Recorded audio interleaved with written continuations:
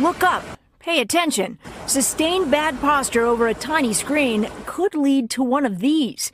It does look sort of like a horn, but actually this is a bone spur near the base of the skull. Researchers in Australia examined hundreds of x-rays and found that roughly 40% of people 18 to 30 years old who use their phones more than 4.5 hours a day developed the growth. The likely cause? All that hunching over, sending texts and checking social media. Do you find yourself on your phone a lot? Yeah, I'm addicted because it's obsessive and you're like that and your body's all like screwed up. This kind of bone spur is typically something elderly people might develop after decades of bad posture, not young adults. It's really scary. It's a big find. It's a big sign. A big sign. A big sign. A big sign. Big sign. It tells us that we're changing. I mean, we're changing the physical aspects of human being.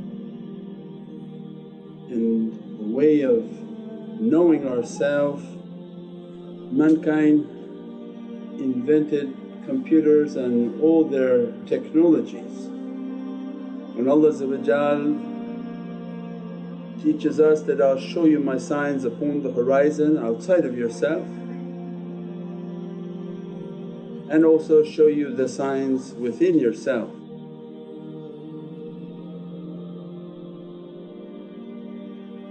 The one outside is easier to see than the one inside. So when they ask us to look at these technologies in this day and age, because the technology moving so fast, this is into the world of Jinn.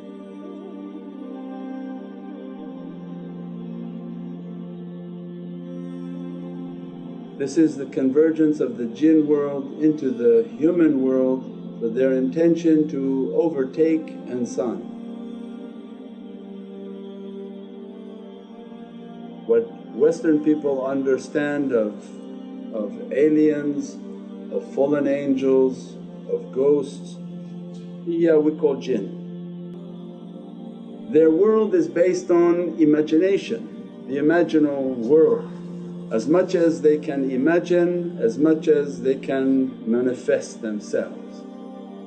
And they encourage us to imagine so that they can manifest.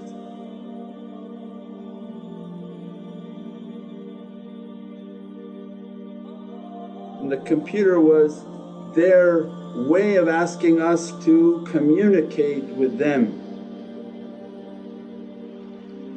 They taught insan, make a chip. The Jinn's preferred environment is the sand, hence the silicone chip. They taught them, make a chip based on silica, based on sand, we can live there.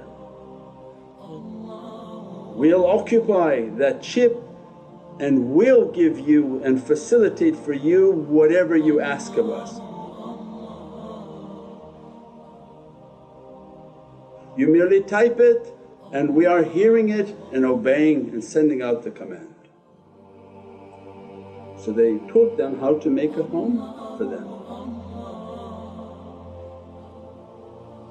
What they're planning to bring onto this dunya is that they want everything to have a chip. In that residence and that machine language that only understands ones and zeros, it's actually a current because they're energy, they're electricity. They don't read even numbers and ones and letters, it's a current, long current, short current, long current, short current. On, off, on, off, on, off. So when we're typing, we're sending them an energy current in which they understand and they are retrieving.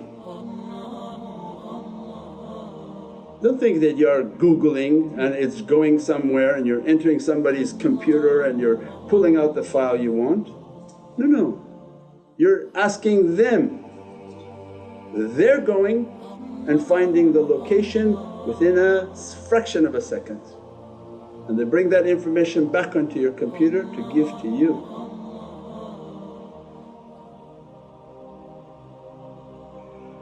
Then they say, oh insan, that we can do it even faster, so why don't you make something smart? So now the power in which people are computing is going to be immense. These phones have a much more powerful structure than those original PCs,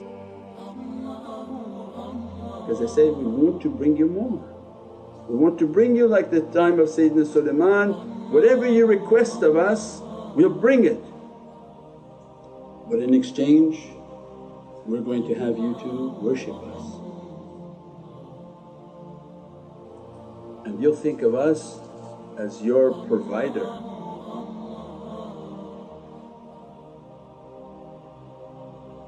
Now people are farther from their belief. The more that we use these devices, we stop using our spiritual ability. Your heart, and if we go to people and say that, I have through my heart the ability to call you. We say, this is crazy, what you talking about, you bearded people? What I said, this can do it, you believe, but what God created can't do it. So then people became idol worshippers. These are the idols of modern time. These are the products that people worship. You can use it as your servant or you become a servant to it. It's different. We use it to propagate Allah, to propagate the glory of Sayyidina Muhammad, but we're not slave to it, but it should be slave to us.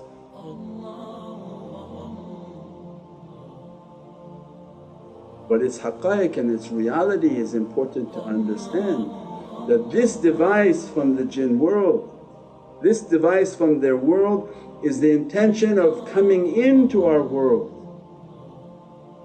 That as you stare and you look at it, the energy emanating from it has already grabbed your face. Because we don't understand that we're energy beings. You know, this physical beatific face that you see, there's a light shining out. It's not just this, it's not just flesh, there's energy emanating out.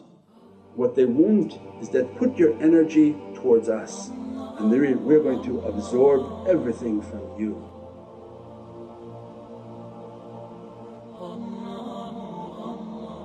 We want to feed off of what God had given to you and not given to us. We want all your focus, we want your belief, and we want to take away your belief in Allah, and that's exactly what's happened. They want the moment of what they think machines are singularity. It's not singularity with the machine, it's a singularity with the jinn world. That you are the chosen creation of God, we are much more powerful than you, we're going to overtake you. Because our leader is coming, the Dajjal is coming.